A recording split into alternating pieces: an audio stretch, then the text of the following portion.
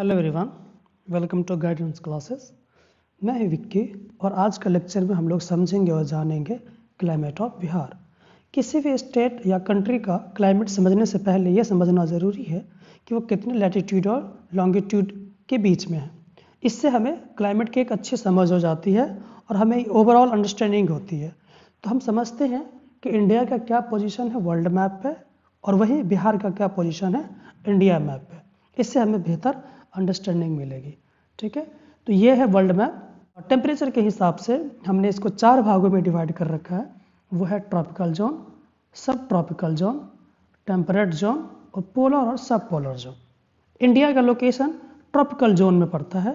ये वाला जो एरिया है ये है ट्रॉपिकल। ट्रॉपिकल उस एरिया को कहते हैं जहाँ पे ट्रॉपिक ऑफ कैंसर और ट्रॉपिक ऑफ कैप्रिकॉर्न का जो बीच का एरिया है वो है ट्रॉपिकल जोन। यहाँ पे सन डायरेक्ट हिट करती है। ठीक है, perpendicular most of the time यहाँ पे परपेंडिकुलर होते हैं। इस वजह से ये एरिया बाकी एरिया की अपेक्षा ज़्यादा हीटेड होता है, ज़्यादा गर्म होता है। ठीक है, ट्रॉपिक ऑफ कैंसर से ऊपर की तरफ ही हमें बिहार की पोजीशन देखने को मिलता है यहाँ पे।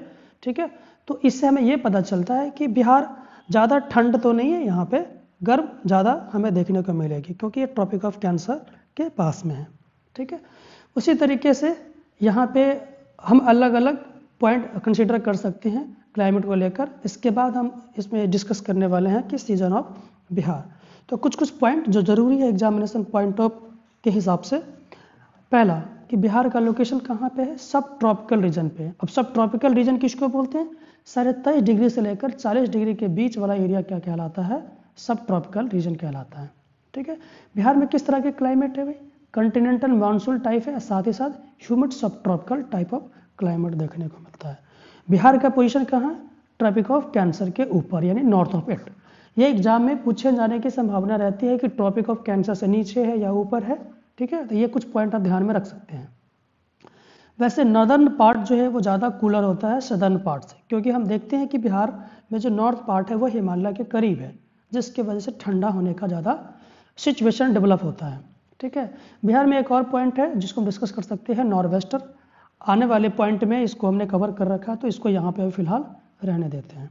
बिहार का जो वेस्टर्न पार्ट है, ठीक है ईस्टर्न पार्ट। ठीक है, तो वेस्ट वाला पार्ट ज़्यादा ड्राई है ईस्ट वाले से। इसको हम अभी जब हम पढ़ेंगे सीजन, उसमें इसको हम अच्छे से समझ सकते हैं। फिलहाल आप इसको पॉइंट को ध्यान में रखें कि वेस्टर्न पार्ट ज़्यादा ड्राई होता है क्योंकि कंटिनेंटल इफेक्ट है। तो ये एक ओवरऑल अंडरस्टैंडिंग हुई क्लाइमेट के बारे में। 3 ऐसे जियोग्राफर है जो क्लाइमेट को डिवाइड करते हैं on the basis of particular parameter. तो उसमें हम देखते हैं कि जो कोपेन है उन्होंने बिहार के क्लाइमेट को CWG के फॉर्म में रखा है। वहीं ट्रिवार्ता और थॉर्नेवेट इसको सब tropical humid type of climate मानते हैं। तो इस तरह के क्वेश्चन आपसे पूछे जाते हैं।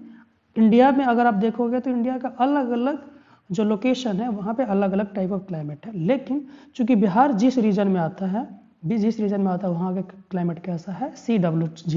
इसका मतलब होता है monsoon type with dry winter. ठीक है, ओके, हम चलते हैं अगले पॉइंट की तरफ। ऐसे कौन कौन से फैक्टर्स है जिसकी वजह से बिहार का क्लाइमेट इफेक्ट होता है? तो 3 फैक्टर हमको कंसिडर करना है। एक है location, distance from Himalaya, distance from the सी।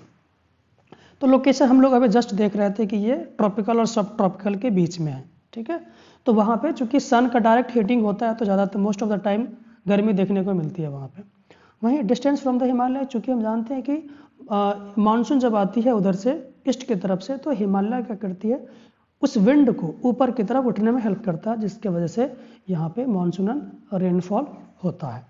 ठीक है, क्योंकि बिना माउंटेन के रेनफॉल होना पॉसिबल नहीं होता है यदि वो साइक्लोनिक हो तब। ठीक है, लेकिन अपने तरफ ऐसा नहीं है। ठीक है, डिस्टेंस फ्रॉम द सी, चूँकि हम जानते हैं कि बिहार एक लैंड लॉक्ड स्टेट है। ठीक है, जिसका मतलब डायरेक्ट सी के पास में नहीं है, तो ज़्यादातर हमें सी इफेक्ट नहीं देखने को मिलता, हमें देखने को मिलता है कंटिनेंटल इफेक्ट। कंटिनेंटल इफेक्ट मतलब कि सब जगह ज़मीन ही ज़मीन है, जिसकी वजह से ज़्यादा हीटिंग होती है, सी कम हीट होता है। ठीक है, तो ये कहलाता है कंटिनेंटल इफेक्ट। अब हम लोग अगले पॉइंट की बात करते हैं, तो इसमें हम पढ़ेंगे सीजन्स ऑफ बिहार। कई जगह सीजन्स 3 मिलते हैं, यहाँ पे हमने 4 लिखा है क्योंकि इंडिया के पर्सपेक्टिव में हम देखें तो इंडिया का 4 सीजन है टोटल। कौन कौन से? Hot weather season, south west monsoon, retreating south monsoon और कोल्ड वेदर सीजन। ठीक है।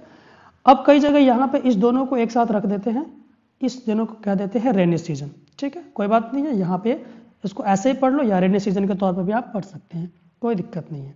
ठीक है, अब हम देखते हैं कि इसका हॉट वेदर सीजन का मंथ ड्यूरेशन कितना होता है। तो ये मार्च से मई तक इसका एक्सपेंशन है। वहीं साउथ वेस्ट मानसून को जून से सितंबर, retreating south west monsoon October to November है, और cold weather season December to February. ठीक है, अब यहाँ पे आप देख सकते हैं कि बिहार में क्या चीज़ें हैं, कि कुछ चीज़ें ऐसी है जो आपको याद करनी चाहिए, कि जैसे कहाँ पे रेनफॉल होती है। ठीक है, कौन सा रीजन सबसे ज़्यादा कोल्ड है, लिस्ट रेनफॉल कहाँ है। ठीक है, सबसे ज़्यादा हॉट डिस्ट्रिक्ट कौन सा है, तो इसको हम समझते हैं। सबसे हाईएस्ट रेनफॉल वाला जिला कौन सा है, वो है किशनगंज। वही सबसे कम रेनफॉल वाला जिला है औरंगाबाद डिस्ट्रिक्ट। ठीक है, और गया ऐसा डिस्ट्रिक्ट है जो सबसे हॉटेस्ट भी है और सबसे कोल्डेस्ट भी है। ठीक है, तो हम लोग पढ़ते हैं हॉट वेदर सीजन। 4 सीजन में से एक सीजन हम पढ़ रहे हैं। एवरेज टेम्परेचर कितना होता है इसका, इसका होता है 29 डिग्री सेल्सियस से लेकर 32 डिग्री सेल्सियस। गर्मी के मौसम में हम देखते हैं जो विंड का डायरेक्शन है वो नॉर्थ वेस्ट से आती है। ठीक है, साउथ ईस्ट की तरफ। वही हम यहाँ पे एक पॉइंट समझेंगे, नॉर्वेस्टर, जिसकी बात हम लोग कर रहे थे। तो नॉर्वेस्टर कुछ नहीं है, एक साइक्लोनिक विंड है जो डेवलप होती है बे ऑफ बंगाल में। इसको आप ऐसे समझ सकते हैं, बे ऑफ बंगाल में चलते हैं। ठीक है, यहाँ पे कुछ चीज़ें साइक्लोन यहाँ पर डेवलप होती रहती है, और यही साइक्लोन जब इधर आती है तो इसको बोलते हैं नॉर्वेस्टर। ठीक है, आई होप आपको समझ में आ रहा होगा। ठीक है, हम बात कर रहे थे नॉर्वेस्टर की, जो कि एक साइक्लोनिक विंड है जो बिहार की तरफ रुख करती है from the Bay of Bengal. अगला पॉइंट है कि कई बार हम नॉर्वेस्टर को मैंगो सावर या काल बैसाखी मानते हैं, क्योंकि इसको प्री मानसून माना जाता है, प्री मानसून रेनफॉल। ठीक है, अब मैंगो सावर कर्नाटक में या केरल में मैंगो सावर के नाम से जानते हैं, वहीं पे काल बैसाखी के नाम से भी अलग अलग रीजन में हम जानते हैं। काल बैसाखी मतलब वैशाख मंथ में ये रेनफॉल होती है, तो इसको हम बोलते हैं काल बैसाखी। ठीक है, जैसे हम लोग पॉइंट डिस्कस कर रहे थे, हॉटेस्ट डिस्ट्रिक्ट कौन है, गया। सबसे हॉटेस्ट मंथ कौन सा, तो ये पॉइंट आपको याद करना है कि मई जो है सबसे हॉटेस्ट मंथ है बिहार का। सबसे लंबा दिन कौन है, 21 जून। एक विंड है जिसको लू कहते हैं, ये लोकल विंड्स है। ठीक है, जो गर्मी के मौसम में बिहार वाले रीजन में चलती है। ये काफ़ी ऑपरेसिव नेचर का होता है, ड्राई होता है, लोगों की तबीयत खराब होने के चांसेस होते हैं। तो ये इसका जो डायरेक्शन है वो पंजाब से बिहार की तरफ है। ठीक है, और अप्रैल मई के मंथ में ये चलती है। अगला पॉइंट है hello storm. Hello storm hot summer के मंथ में काफ़ी कॉमन प्रोसेस है। ठीक है, अगला पॉइंट आते हैं साउथ वेस्ट मानसून। जब हम इंडियन मानसून पढ़ते हैं तो वहाँ पे हम साउथ वेस्ट मानसून पढ़ते हैं। ठीक है, तो बिहार में साउथ वेस्ट मानसून हम देखते हैं, इसका ऑनसेट कब होता है, 7 जून को। और ये कहाँ से एंटर करती है, बिहार में ईस्टर्न बिहार से। और कब तक वेस्टर्न पहुँचती है, ये 15 जून तक वेस्टर्न बिहार में पहुँच जाती है। ठीक है, तो इसको भी हम अभी समझेंगे। ठीक है, वे रेनफॉल डिक्रीज करता है फ्रॉम ईस्ट से वेस्ट। इस चीज़ को हम फिर से मैप के माध्यम से समझने की कोशिश करते हैं। ठीक है, हम जानते हैं कि जब साउथ वेस्ट मानसून आती है तो इसके 2 ब्रांच बन जाते हैं। एक हो जाता है ये ब्रांच, अरेबियन ब्रांच, एक हो जाता है बे ऑफ बंगाल ब्रांच। ठीक है, तो बिहार में जो एंटर करती है वो बे ऑफ बंगाल वाली ब्रांच। यहाँ पे चूंकि हिमालय है, इसके वजह से ये ऐसे चलती है। तो बिहार में जो एंट्री करने का इसका सिचुएशन है वो ईस्ट से एंटर करती है और वेस्ट की तरफ जाती है। इसीलिए सबसे ज़्यादा रेनफॉल यहाँ पे होगा और इससे कम रेनफॉल यहाँ पे होगा। ठीक है, अब समझ रहे थे हम लोग कि मानसून, साउथ वेस्ट मानसून जो 7 जून से एंटर करती है 15 जून तक वेस्ट बिहार में पहुंच जाती है, और इससे वेस्ट डायरेक्शन इसका रेनफॉल है डिक्रीज करता रहता है। ठीक है, हम लोग अभी डिस्कस कर रहे थे सबसे ज़्यादा हाईएस्ट रेनफॉल कहाँ पे होती है, तो वो है किशनगंज में, और सबसे कम रेनफॉल कहाँ पे होगी, तो वो होगी औरंगाबाद में। ठीक है, जुलाई और अगस्त सबसे रेनेस्ट मंथ है, मतलब सबसे ज़्यादा रेन इसी मंथ में होती है। और हम लोग क्या करें, सबसे ज़्यादा गर्मी कौन से मंथ में होती है, तो वो होती है मई में। मई में सबसे ज़्यादा गर्मी, जबकि जुलाई और अगस्त में सबसे ज़्यादा रेनफॉल बिहार में देखने को मिलता है। ठीक है, यहाँ पे अगला जो टॉपिक है वो है हथिया। ठीक है, हथिया क्या है, हथिया मानसून के टाइम में है, इसका बहुत बड़ा इंपॉर्टेंस देखने को मिलता है। हम कहते हैं कि जो नक्षत्र है, हथिया नक्षत्र ये बोलते हैं कई बार। ठीक है, तो ये अश्विन मंथ, हिंदी का अश्विन मंथ उस टाइम में आता है, जिसके वजह किसानों को इसका काफ़ी बेसब्री से इंतज़ार होता है इनके फसल के लिए। ठीक है ना, तो हथिया एक तरीके का है रेनफॉल है। अगला पॉइंट है क्या, रिट्रीटिंग साउथ वेस्ट मानसून। हम जानते हैं कि जब एक आपने टर्म सुना होगा इंडियन मानसून के टाइम में ITCZ inter tropical convergence zones. ठीक है, ये वो पॉइंट है जहाँ पे कम से कम प्रेशर होता है, यानी लो प्रेशर का जो एरिया है उसको हम क्या बोलते हैं, ITCZ। ठीक है, और यहीं पे आके प्लेनेटरी विंड मिलती है।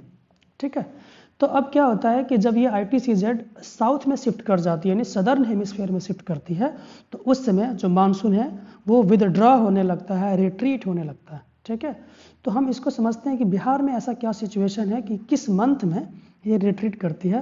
तो अक्टूबर के फर्स्ट वीक में ये रिट्रीट करती है। ठीक है, इसको हम शरद सीजन के नाम से भी जानते हैं।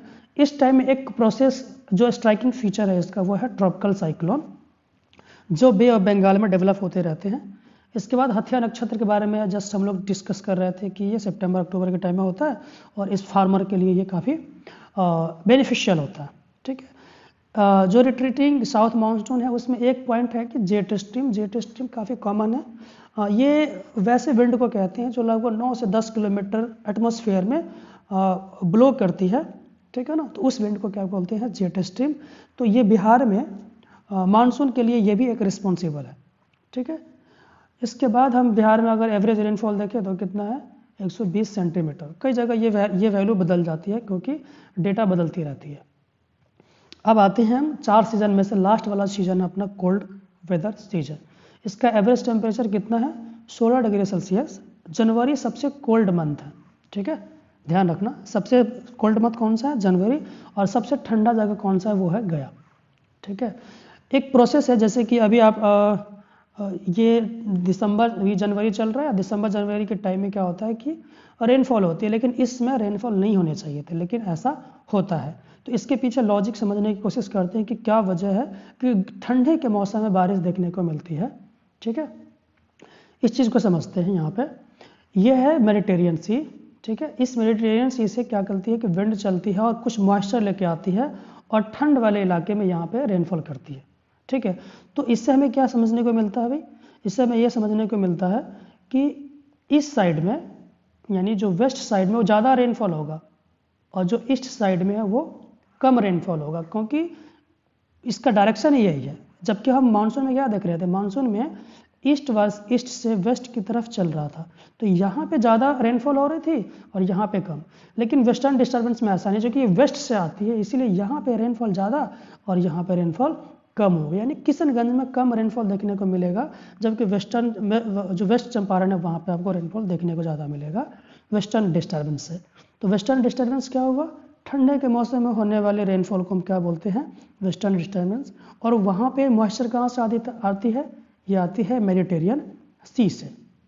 ठीक है, तो अगला पॉइंट है जो हमें समझना है कि फ्रॉस्टिंग। ठीक है, तो क्या होता है कि हम जानते हैं कि बिहार हिमालय के पास में, जिसकी वजह से क्या होता है, जो शिवालिक रीजन है वहाँ पे फ्रॉस्टिंग जैसा यानी जमने की टेंडेंसी हो जाती है, जिसके वजह से पोटैटो जो क्रॉप है वो एडवर्सली अफेक्ट होता है, ख़राब होने के चांसेस इसके बढ़ जाते हैं। ठीक है, तो ये सारे पॉइंट थे जो हम डिस्कस कर रहे थे क्लाइमेट ऑफ बिहार। एक बार फिर से रिकैप करते हैं, हम लोग समझ रहे थे क्लाइमेट ऑफ बिहार। हम ये देख रहे थे कि बिहार का पोजीशन क्या है, ट्रॉपिक ऑफ कैंसर के बहुत ही पास में, यानी ऊपर की तरफ है। यहाँ पे कोपेन का CWG, ट्रिवार्था, थॉर्नवेट हमने देखा। फिर हमने ये भी देखा कि बिहार में चार टाइप ऑफ क्लाइमेट थे, सीजन थे। वो था hot weather season, south west monsoon, retreating south west monsoon, cold weather season. हमने लोकेशनल फैक्टर्स देखे, क्या क्या फैक्टर्स है जो बिहार के क्लाइमेट को अफेक्ट करता है। ठीक है, फिर हमने देखा कौन से मंथ है, हाईएस्ट रेनफॉल कहाँ होती है, लेस्ट रेनफॉल कहाँ होती है, सबसे हॉटेस्ट डिस्ट्रिक्ट कौन है, कोल्डेस्ट डिस्ट्रिक्ट कौन है। फिर हमने ये भी देखा सबसे हॉटेस्ट मंथ कौन सा, मई सबसे हॉटेस्ट मंथ था, वहीं पे सबसे ज़्यादा रेनफॉल हो रही थी जुलाई और अगस्त में। फिर हमने ये भी देखा कि यहाँ पे सबसे कोल्डेस्ट मंथ आपका जनवरी है, जबकि कोल्डेस्ट प्लेस आपका गया है। ठीक है, तो इस तरह के हमने सारे पॉइंट को कंसिडर किए। आपका बहुत बहुत धन्यवाद। यदि आप कुछ कमेंट करना चाहते हैं, कुछ सुझाव देना चाहते हैं तो ज़रूर हमें बताएं, ताकि हम इसको और भी इम्प्रूव करें और आप इस लेक्चर को दोस्तों के साथ शेयर कर सकते हैं, सो दैट कि मैक्सिमम लोगों के पास पहुँचे और उसका भी बेनिफिट मिले। ठीक है, अगले लेक्चर में हम लोग लाने वाले हैं सॉइल्स ऑफ बिहार। तब तक के लिए आपका बहुत बहुत धन्यवाद। बाय दोस्तों।